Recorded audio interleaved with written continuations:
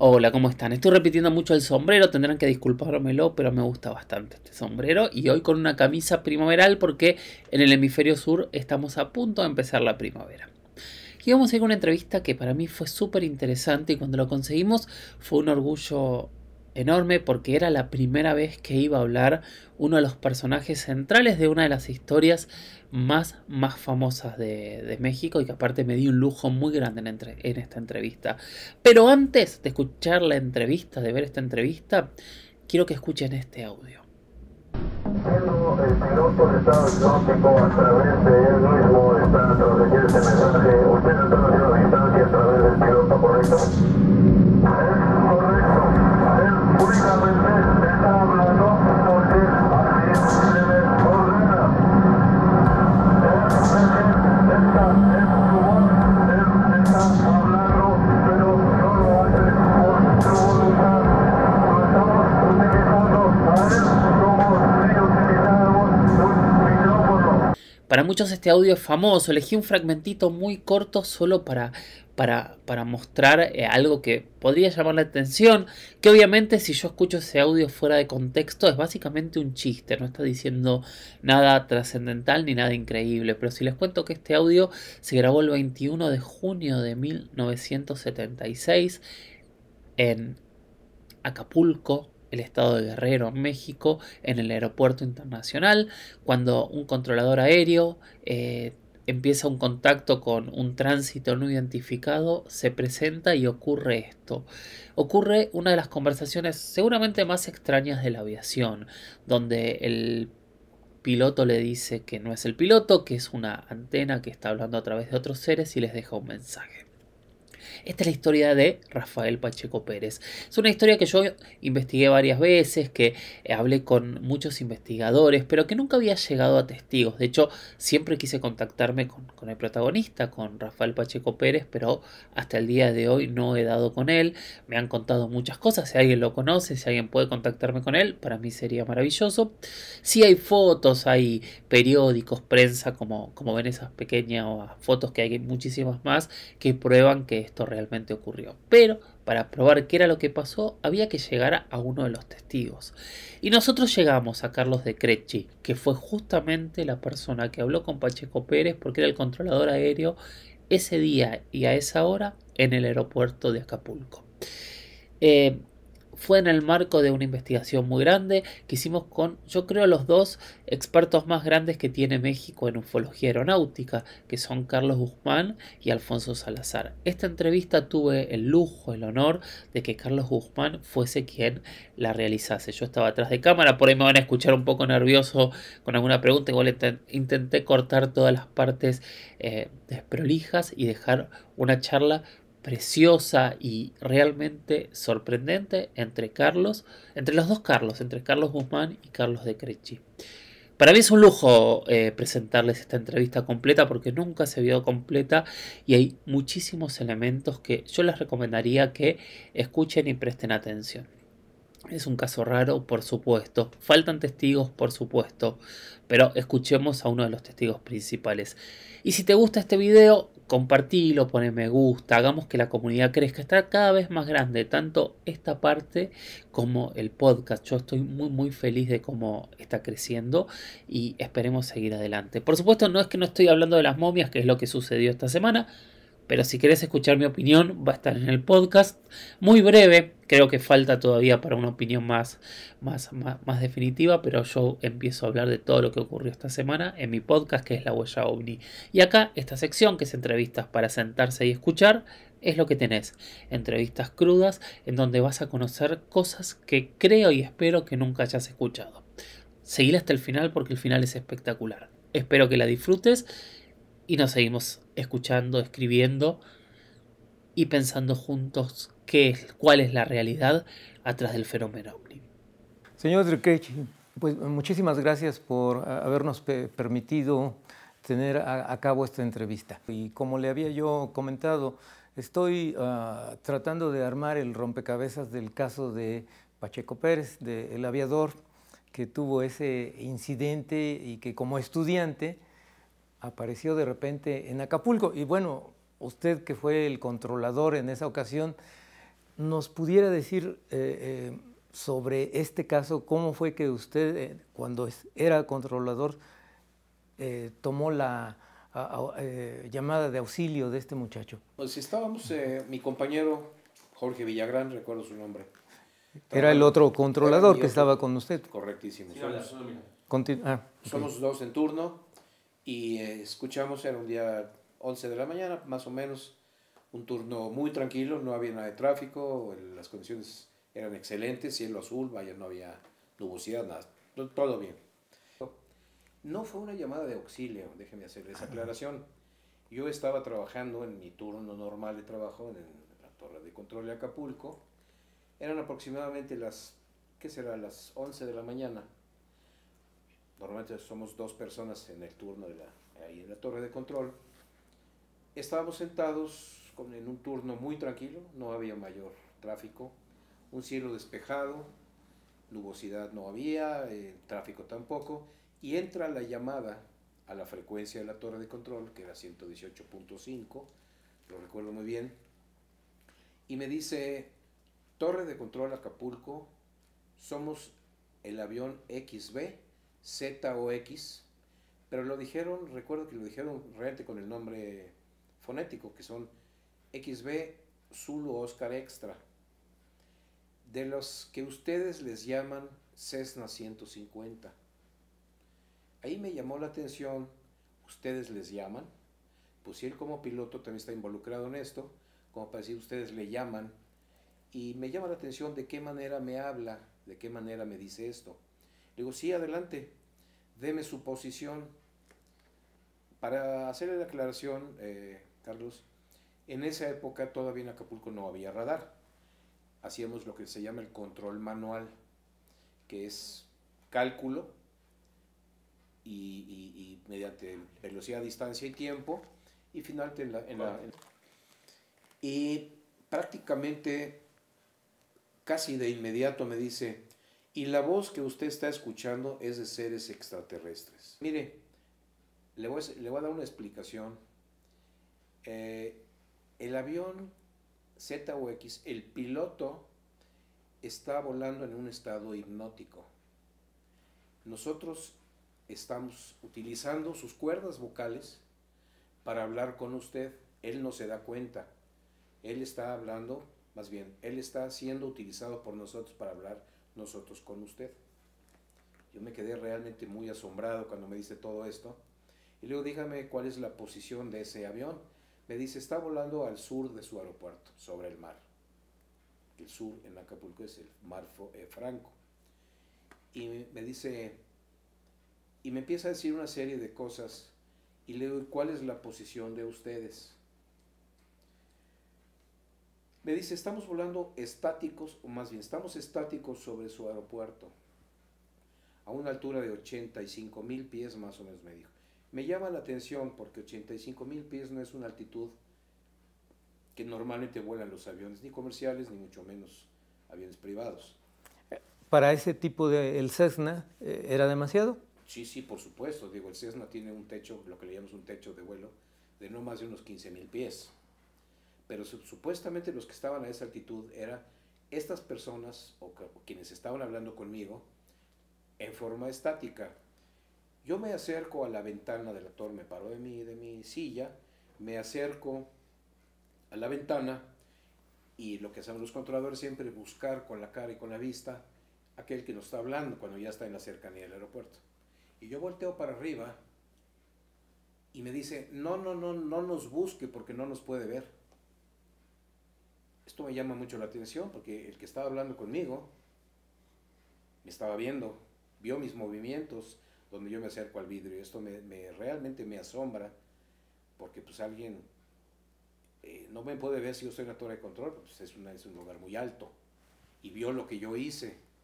Yo me siento nuevamente y me quedo asombrado, digo, caray. Sabemos que por las crónicas de aquel entonces hubo algunas filtraciones a la prensa, y que este supuesto ser extraterrestre habló con usted en alemán porque usted domina ese idioma. Es correcto. ¿Fue cierto eso, señor de Krejci? 100% seguro. Yo hablo alemán, mi familia, mis padres me hablaron alemán toda la vida, y estuve en el colegio alemán, entonces mi idioma, yo crecí con el idioma hasta los 15 años, y entonces me empieza a hablar, la voz quien me estaba hablando, era una voz metálica completamente. Vamos a suponer como cuando está hablando un robot, algo así. En español normal, pero un tipo de voz pausada, tipo metálica. ¿Sin otro tipo de acento de algún país? No, ningún acento de nada, solamente me hablaban un español normal, pero haga de cuenta como un robot. Estamos hablando con usted, así, o sea, de esta forma. Y entonces me empieza a decir una serie de cosas muy interesantes. Me dice, nosotros somos seres somos seres extraterrestres, somos de otro mundo. Y entonces yo le pregunto, ¿de qué mundo? Me dice, puede ser cualquier mundo, porque nosotros nos movemos en todo el universo. Ah, caray, yo me quedé. Como yo en ese tiempo estaba muy interesado en ese tipo de cosas, me asombra, no me asusta, pero sí me asombra, porque me doy cuenta que estoy teniendo una experiencia, ¿sí? Y me dice, somos seres de otro mundo. Y yo le digo, y bueno, ¿cómo es que ustedes pueden hablarme en español? Dice, lo que pasa es que entre muchas cosas que nosotros podemos hacer, es que nosotros podemos hablar el idioma de este mundo o de cualquier mundo. Y entonces, como mi idioma natal siempre fue el alemán, y pensando que el alemán no es un idioma común, entonces dije, pues voy a ver si de veras pueden hablar cualquier idioma, ¿no? Y le hablo en alemán. O sea, le vuelvo a preguntar cosas en alemán. Y me las contesta en un perfecto inglés. No el alemán, sino en inglés. Pero esto yo me quiero imaginar que lo hizo con la finalidad de decir, pues entiendo tu alemán, pero además hablo inglés. Ah, bien. ¿Ok? Eso fue lo que me dio a entender, más bien lo que yo quise entender así. Y bueno, y el español, por supuesto. Y también me quedo muy asombrado nuevamente. Con el misma sonoridad metálico. Igual.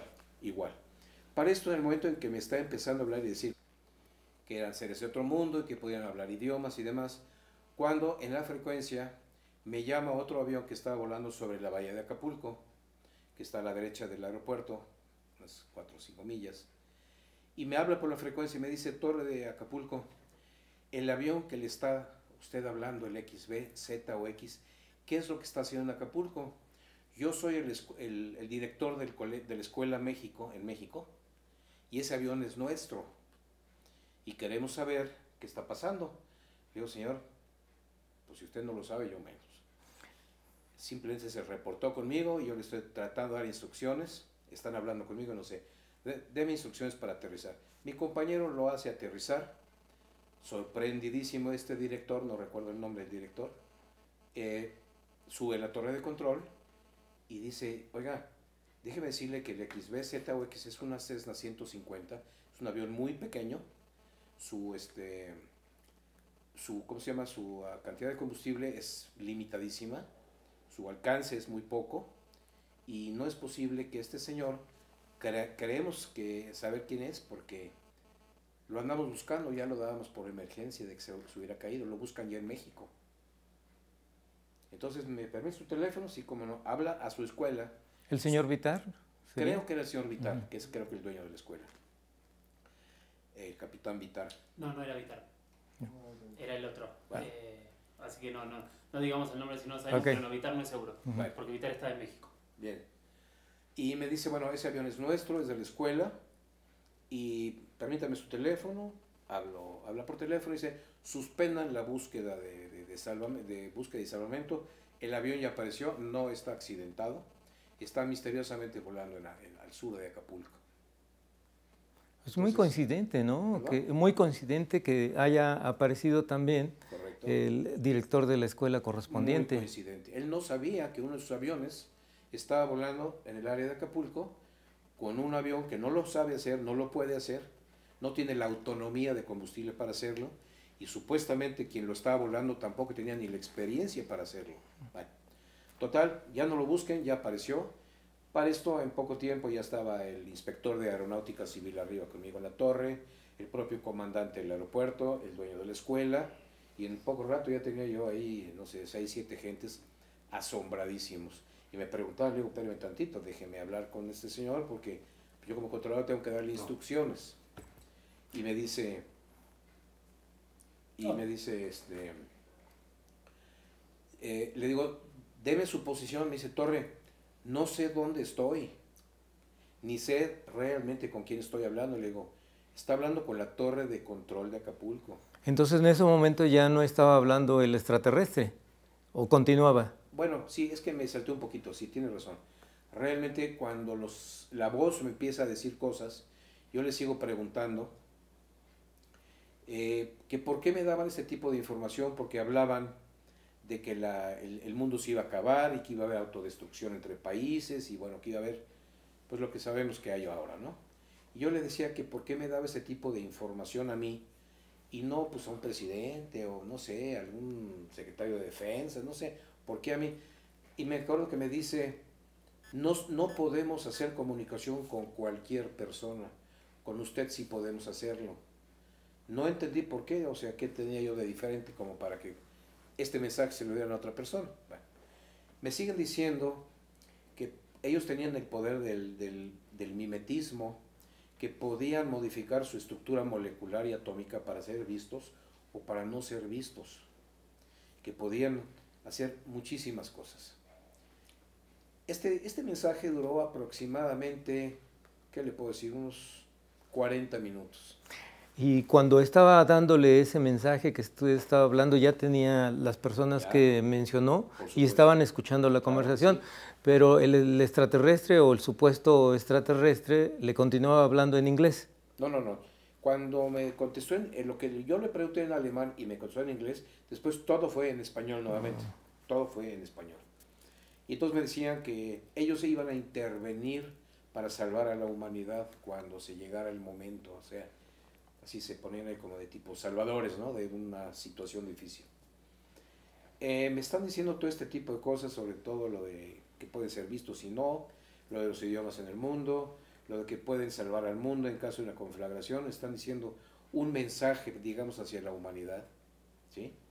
Cuando pues, me doy cuenta que ya habían pasado, pues como les repito, unos 30, 40 minutos, y me dice, vamos a suspender la comunicación, porque queremos que esta persona aterrice en su aeropuerto sano y salvo, no queremos hacerle ningún daño. Y entonces yo le dije, bueno, ¿y cuándo vamos a volver a hablar? ¿O en qué tiempo vamos a volver? No sabemos cuándo, muy pronto o tal vez nunca, porque el tiempo no es factor para nosotros. Nosotros no tomamos en cuenta el tiempo, para nosotros no existe el tiempo. Muy pronto o tal vez nunca. ¿Y cómo usted se va a enterar de nuestra presencia nuevamente algún día? Pues yo realmente me quedé muy asombrado. Y entonces se corta la comunicación y se restablece casi de inmediato, ya con la voz del piloto, cuando él supuestamente ya no está hipnotizado. Sin cambio de frecuencia. No. Continúa en la misma frecuencia. En la misma frecuencia, ellos hacen que el piloto vuelva a su consciente y empiece ya a hablar él, no conmigo a través de ellos, más bien, o sea, ya se restablece su estado de estar inconsciente o hipnotizado. Perdón. Y me empieza a gritar, me dice, soy el 82, soy el 82. Y obviamente no le entiendo, le digo, ¿qué me quiere decir con eso? Soy el estudiante 82 de la Escuela México. Yo quiero saber con quién estoy hablando y en dónde estoy volando. Pero ya él me hablaba muy, muy angustiado, o sea, me hablaba pues no gritándome, pero muy desesperado. Desesperado. Me dice, yo estoy viendo mi reloj, son como las 11:30 de la mañana. Yo despegué a las 8:15 de la Ciudad de México en un vuelo local, más o menos por el rumbo de Chimalhuacán, donde están las pirámides. Esa era mi área de vuelo. Han pasado 2-3 horas y estoy viendo que estoy volando sobre el mar. Yo no sé dónde estoy, ni cómo fue que llegué hasta aquí. Y digo, pues por lo pronto le puedo decir que estaba hablando con Acapulco, con la torre de control de Acapulco. Yo soy el controlador en turno. Deme instrucciones para aterrizar. Le digo, pues deme usted su posición. Yo no sé, no lo estoy viendo, no sé dónde está. No había radar.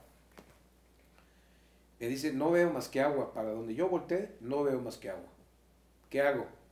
Híjole, pues yo no sabía qué hacer porque no me podía dar ninguna referencia. Después de 1 minuto o 2 me dice, creo que veo la línea de la costa. Digo, pues acérquese a la línea de la costa, pues para que por lo menos tengamos una referencia, porque pues sobre el agua nunca le voy a poder determinar nada. Empieza a hablar, me dice, ya estoy casi entrando sobre el terreno fijo, ahora deme instrucciones, a ver, ¿qué ve?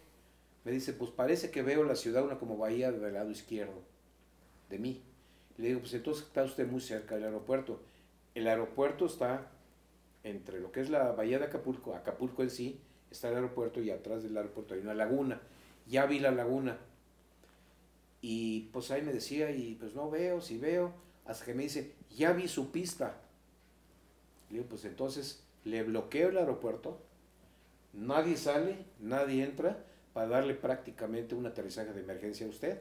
Muchas gracias. Durante esos 40 minutos la gente no se movió, de medicina, el administrador del aeropuerto, y escucharon la totalidad de la conversación. Totalmente fue escuchada por ellos. El piloto finalmente aterriza bien, y por supuesto que en el momento que aterriza, todas estas personas bajaron y acudieron al avión y determinaron, sacaron fotos, levantaron actas que este muchacho Pacheco Pérez no estaba borracho, no estaba drogado, estaba físicamente bien, más que muy nervioso, pero no estaba bajo el influjo de ninguna droga, de ninguna índole, solo muy nervioso. Le toman ahí, me imagino que algún examen médico de inmediato para ver que estuviera bien y demás. Todavía me alcanza a decir, Torre, por favor, haga constancia de lo que pasó porque no me van a creer. Y le digo, no se preocupe, me involucró usted en la frecuencia durante 40 minutos. Esto consta automáticamente porque yo estoy involucrado con usted. Usted habló conmigo y yo con usted. Y hay autoridades aquí presentes y están escuchando y se está grabando. Y además le tocó firmar el documento, claro, a usted. Claro. Para eso déjeme hacerle una mención, Carlos. Al principio, cuando me llama a la frecuencia de la torre, me pide un cambio de frecuencia, que no fuera en la frecuencia de la torre en sí, que porque no quería molestar el tráfico. Le digo, quédese en esa frecuencia, no hay problema, no hay tráfico en este momento. Deme un cambio de frecuencia. Quiero un cambio, dice, quiero una frecuencia donde no haya aviones y que no esté grabada. Entonces yo le doy otra frecuencia que yo podía escuchar, que yo la podía manejar, y casualmente era la frecuencia de los gusanos para pasajeros. Esos camioncitos que se pegan al avión, sacan a la gente, manejan esa frecuencia. Entonces, oficialmente toda esta conversación no se grabó en una frecuencia aeronáutica. Ellos pidieron que no fuera así, desconozco el motivo. Pero esta petición fue justo cuando usted empezó a hablar con el supuesto ser extraterrestre, ¿o al final? Un poquito después. Entonces, cuando ellos me pidieron un cambio de frecuencia. Ajá. Pero el supuesto extraterrestre fue el que le pidió el cambio de frecuencia. Él me pide el cambio de frecuencia, sí, por supuesto. Y bueno, entonces cuando lo revisan las autoridades y demás, viene otro suceso muy importante que realmente es de asombro. Un mecánico de Aeroméxico, ustedes saben perfectamente bien, pilotos, controladores, mecánicos, despachadores, tenemos una licencia aeronáutica, ¿sí?, que nos da la autoridad para hacer lo que hacemos. Y no podemos jugar con esa licencia, vaya, lo que hacemos y decimos es... entonces un mecánico de Aeroméxico se acerca o lo mandan llamar para que él, como experto en esto, como mecánico, verifique el combustible de la avioneta. De alguna forma verifican el combustible de la avioneta y se dan cuenta que la avioneta no había gastado combustible. Porque checan con el plan de vuelo que se hizo en México, cuánto cargó y ahora cuánto había gastado y no había gastado. Este avión voló unas 3 horas con un piloto que no sabía navegar, con un avión que en teoría no tiene la autonomía para llegar a Acapulco, y mucho menos no tiene los instrumentos adecuados. Sin radar, nada, sin transponder. Nada. Y un piloto inexperto completamente. Pero lo más asombroso es que no gastó gasolina.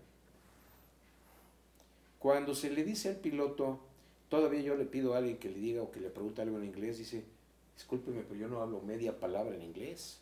Yo no hablo más que español. Entonces, ¿quién fue el que me entendió en alemán? Me habló en inglés y en español. Era su voz, pero no era él. Sino esto, lo de los idiomas, que me ven cuando yo los busco, lo del combustible. Y lo que él narra, cuando él hace su narración, dice que cuando él está volando después de 10, 15 minutos de estar volando en el área de México, él pretende regresar a aterrizar. Trata de utilizar su radio y no tiene comunicación. Trata de virar de un lado a otro, el avión no le responde ni para arriba, ni para abajo, ni para los lados. Se empieza a asustar. Y hasta donde él se acuerda, que el avión empieza a volar para arriba y hacia atrás y para arriba. Haga de cuenta que se lo llevaron. Succionado. Succionado de alguna forma. Hasta ahí se acuerda, pierde el conocimiento y lo recobra 3 horas después en Acapulco cuando está hablando conmigo. Las crónicas de aquella época, señor de Creche, narran que él recuerda todavía que los instrumentos del avión no empezaron ya a funcionar, que el compás daba vueltas y que las demás agujas iban de izquierda a derecha. Lo cual no es normal. Eso es lo que la crónica de aquel entonces. Correcto. ¿Eso no lo narró en esos momentos cuando No, en él ese bajó? momento no, él no, yo creo que él estaba tan nervioso, él trataba de llegar al aeropuerto viendo, no utilizando esos instrumentos, una porque muy probablemente no los podía usar, y la otra si los tenía, que le llamamos vuelo visual, en condiciones visuales completamente, no necesita utilizar sus instrumentos para nada, tal vez solamente su altímetro o su velocímetro o algo así, pero él está viendo el suelo y él lo que está buscando es la pista para aterrizar. Sin embargo, si él lo hubiera hecho como estudiante, por todas las montañas que hubo, Sí, quizás hubiera tenido algún accidente. Claro que sí, porque el paso entre México y Acapulco tiene que cruzar Chilpancingo. En Chilpancingo hay cerros muy altos. Ahí es la mínima para cruzar en vuelo por instrumentos. La aerovía creo que habla de 13,000 o 14,000 pies. Él parece ser que no voló esa altitud nunca. Él andaba por ahí de los 9,000, 8,000 pies. Entonces él andaba sorteando, pero supuestamente él no voló. Claro. Se lo llevaron. Entonces él no tuvo ese problema porque ese traslado del avión de la Ciudad de México allá por Chimalhuacán hasta el mar en Acapulco llegó, pues no por el propio vuelo del avión, sino de alguna otra forma que nadie sabemos cómo. ¿Qué dijeron las autoridades de Acapulco, el administrador del aeropuerto? Mire, ellos se concretaron en no decir nada. De hecho, cuando a mí me obligaron a firmar un acta, es normal, en esa época éramos Radio Aeronáutica Mexicana, RAMSA, no era CENEAM como ahora. Es acta que se firmó ante la Dirección de Aeronáutica con el comandante, el inspector y demás, y yo firmé como protagonista de este asunto, como parte integral de todo esto. Le pusieron un sello de confidencial, donde supuestamente nadie sabe, nadie supo. La propia empresa a mí me prohibió hablar con nadie al respecto, que por favor me iban a buscar muchas personas y demás, pero que no se hablara al respecto. Me podían haber hasta corrido, ¿no? Si lo hubiera yo hecho. Las autoridades en sí que dijeron, no lo sé, pero ellos no le daban explicación a esto, igual que cualquiera de nosotros. O sea, lo que sí era un hecho, que el avión no hubiera gastado combustible. Y lo que después escuchan, la grabación la escuchan porque un chofer de uno de esos gusanos se grabó de forma accidental todo esto. Y parece ser que ellos sí pudieron oír eso. No sabemos quién se pudo haber quedado con esa cinta. Desapareció misteriosamente. No sé si la cinta lucraron con ella, no se sabe. Pero en esos 40 minutos se me hace demasiado el tiempo para que el extraterrestre o el supuesto extraterrestre haya hablado con esa serie de mensajes catastróficos. Sí. ¿Cómo se dice? La idea de esos seres no era amenazante, no se mostraban como algo malo, sino al contrario como positivos, como que eran buenos, como que iban a ayudar a la humanidad, como que los malos somos nosotros. Dice, ustedes por ejemplo, lo único que vemos es que hacen armas para matarse, vemos que son los seres habitados, son los peores seres son los peores habitantes del universo, porque vemos que se matan entre sí. O sea, nos calificaron como que éramos lo peor de lo que puede estar vivo en el universo. Entonces, se mostraban como que, pues, pobrecitos terrestres, ¿no? Pero los vamos a ayudar en su momento. Estamos súper bien. Lo único que me gustaría es un poco... Sí. Señor de Crechi, Sí. y bueno, después de tantos años de que usted fue partícipe, testigo de esa extraordinaria experiencia, ¿qué cree realmente que usted vivió? Mire, en esa época de mi vida, mientras fui controlador, y yo le puedo decir que además después hubo otros sucesos donde yo pude constatar que estaban pasando cosas muy raras. Yo siempre creí que esto pudiera ser algo, que alguien estuviera o que alguien nos estuviera visitando. Yo tenía en esa época de mi vida en la mente que no estamos solos en el universo. Eso yo pensaba. Porque después, como controlador en Acapulco y posteriormente en Toluca, tuvimos una serie de fenómenos no iguales a este, pero viendo cosas raras en el radar, cosas rarísimas que ahorita no le cuento porque nos llevaríamos otra media hora. Pero en ese momento a mí me quedó muy claro que esto era real. Yo creí que esto había pasado. Ahora, ¿quiénes son? ¿De dónde vienen? Yo no lo puedo decir, porque tampoco se identificaron como tal. Lo que sí fue una realidad es que yo involucré mi licencia aeronáutica en una verdad que yo viví, que pasó. ¿Lo puede repetir eso porque se tocó el micrófono y quedó mal? De lo que yo viví Desde que arriesgó la licencia aeronáutica. Yo lo viví como una cosa tan real. Yo involucré mi licencia, yo no estaba jugando con este caso, y para mí lo que ocurrió fue 100% verídico. No puedo decirle, Carlos, quiénes son, de dónde vienen, que luego las bromas, ¿no? Hablaste con marcianos. No, es que yo no sé si hablé con marcianos o con quién. Simplemente hubo un suceso fuera de lo normal, paranormal completamente. Por el asunto de la gasolina, por el asunto de los idiomas, por el asunto que me vieron y por cosas que el propio piloto narra. Inexperto. Inexperto, el avión no tenía la facultad de volar así, etc. Entonces pasó algo muy raro. Luego me pasaron una serie de cosas años después como controlador y sigo considerando que existen cosas raras en el cosmos, en el universo. Es mi punto muy particular de pensar que pasan cosas y siguen pasando cosas, porque mis colegas que aún trabajan siguen viviendo cosas, siguen pasando cosas.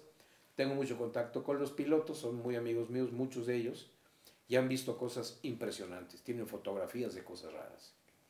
Entonces mi punto muy particular de vista es que en el universo pasan cosas. No le puedo decir qué, pero yo viví una de ellas y no fue algo normal. ¿Le gustaría volverla a vivir? Es una pregunta pues difícil. Ahora mi punto de vista podría ser muy diferente. Yo quiero hacerle un comentario. Ahora mi familia y yo, nosotros somos personas muy apegadas a la lectura de la Biblia. Somos creyentes ahora sí que valga la redundancia, somos muy pegados al Creador. Y el punto de vista teocrático a ese respecto es otra cosa. Y ahí sí yo no quisiera decir nada porque podría parecer que estoy buscando que alguien esté de acuerdo con esa ideología, ¿no? No me gustaría vivirla porque no creo que sea ya necesario. La información que ahora tengo, desde mi punto de vista, teocráticamente hablando, le da otro énfasis muy diferente a todo esto. Hace un momento mencionaba que, bueno, la grabación no fue posible hacerla por el cambio de frecuencia que le pidió este ser. Correcto. Pero, ¿qué me diría si por ahí sé que alguien tiene esta grabación Me o encantaría escucharla. reviviríamos esa parte? Me encantaría escucharla porque de hecho algunos de mis amistades pilotos, creo que a través de mi hija que también anda en todo esto, es piloto, me mandaron un fragmento de la cinta. Se escucha muy mal, pero sí me dio un poquito de escalofrío porque yo alcancé a escuchar algo que yo sé que así fue, porque fui yo, pero con un pésimo sonido y demás. Entonces la verdad sí me gustaría escucharla porque sí sería interesante revivir todo esto, porque fue una experiencia insólita, la verdad. Pues señor de Crechi, creo que por el momento le agradezco mucho la atención que ha tenido conmigo y... Un segundo, por favor. Atienda. Sí. Pero esto me da oportunidad a que más adelante yo pudiera tener la posibilidad de esa cinta que usted dice que no se grabó, pues traérsela y que usted nuevamente me dé su opinión al respecto. Pues me agradaría bastante porque sería, después de tantos años, volver a escuchar lo que realmente se vivió sería muy impresionante para mí. Yo se lo agradecería bastante. Y nuevamente, muchísimas gracias por haberme recibido y ha sido un honor conocerlo, señor De Crecci. El gusto es para mí. Muchísimas gracias. Muy gentil. Genial, la verdad. Excelente.